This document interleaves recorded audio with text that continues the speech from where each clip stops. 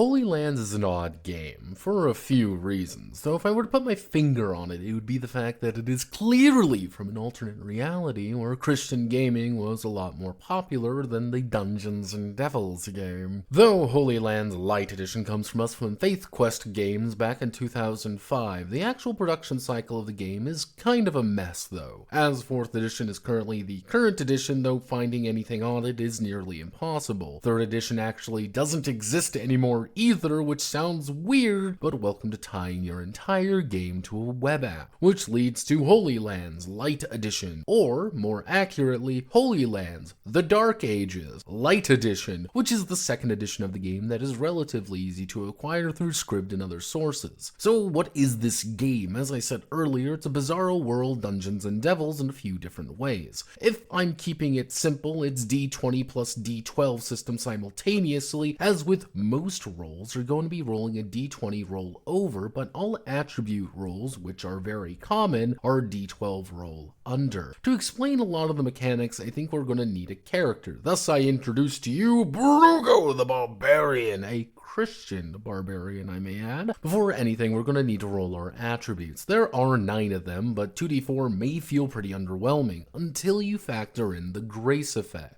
Grace lets us re-roll ones, and you're going to be able to re-roll stats until you get a 5 and a 7 on your attribute spread. From there, we'll need to pick up our class. In the base game, there are 8. Though the expansions, in the main PDF, do offer more. Though Brugo is a barbarian, so he'll be a warrior, but knights, saints, spies, and even a kung fu martial artist are all playable if you have the right stats. Each of these classes has a different amount of life, faith, skills, weapon skills, starting equipment, and even a different amount of experience points required to actually level up. Rather than worry about fantasy races though, Holy Lands concerns itself with the more important things, such as your height. Manlets are naturally more agile and pretty, but are crushed underneath the heroic girth of a 7.5 foot tall giant. This plays into our weight factor, which can be used for a majority of how much can I carry questions, though fat bastard maxing over the shorts is always fun. From heal, you'll determine your abilities. These are your basic skills that a person has: perception, search, climb, etc. Things everyone can do and are modified by 20 minus a combination of 2 different attributes. Now we get to saving throws. There are quite a few of them, and they'll be helping Brugo and friends resist everything from evil spells, traps, fumes, and the crushing weight of our mortal sins. But then gifts, talents, crafts, and weapon skills. Quite a few things to worry about, but these are all of our skills that we've gathered over time. Skills cover quite a few different things, as it follows the Palladium fantasy way of more descriptive skills than anything. Gifts are at +3, talents at +2, and crafts are simply at +1. Roll a d20, add your modifiers, beat the target number. Did you need to have 3 different names for it? No, but here we are. But what about combat skills? To explain, we need to talk about combat. Against the forces of hell, the characters are going to need to try and get an advantage in a combat situation. You roll your d20, add up your bonuses, and that's it. This sounds like initiative, but it's more like who is starting this duel, which a majority of combat assumes, down to not really even having a map. Whoever claims advantage is going to act first, though getting overwhelmed is possible in a 1 versus many situation. When an attack takes place, you'll need to either defend yourself, dodge out of the way, or just take it to the face and counterattack. Healing is long and difficult without proper miracles or medicine. So just a fun fact for the curious. That all sounds really simple, right? Well, no. Now we get to ATR, attacks per round. Holy Lands uses a system I can best describe as an I go, you go with attacks per round. If I have an ATR of 2, that means I get to attack, then you get to attack, then I make my second attack. So defenses must take up actions, right? No. Hilariously enough, they don't, as you just have double your ATR of your current weapon for the total number of defense checks you can actually make, though you could also just rely on your armor to act as your natural target number to hit you, as it is a literal piecemeal armor system for whatever reason. Though actually taking a hit eats into your ATR as well. Most of the time, this number is fairly low, but a high-level Holy Lands character is turning yourself into a Crusader-themed blender if you're playing it right. So what about weapon skills though? They play off everything we just talked about. Broken down into weapon types, using the right weapon means you're getting advantages to attacking, defending, dodging, and even damage. Though, make sure you put some and a shield play in there to block some damage coming your way. These also play into our combat special skills, which are unique tricks that characters can pick up instead of having +3 to animal husbandry. These may seem something simple like critical shot to deal a ton more damage, learning how to tackle someone down, or intimidate others via weapon twirling. Alternatively, you could just invest in jump, kick, and bounding to LARP as Christian Jackie Chan and beat the shit out of people you don't like. With that, the character is done. If you're playing something simple, of course, playing a bard, saint, or cleric lets you use miracles a lot more actively with faith points. Everyone can use faith points to get a small bonus to rolls, but only those 3 and the healer can use it for more miraculous abilities. Miracles are, for lack of a better word, your spell list, which requires faith points to activate if you have the required skill. If I want to heal you, then I spend 5 faith points and heal 2d6 plus my skill bonus. From there, you're on your own. Adventure awaits. The game does actually a pretty good job of forcing you into that mentality. You want to get better at something, go to a guild hall, go to a monastery, go do things, and you will get rewarded. And the rewards are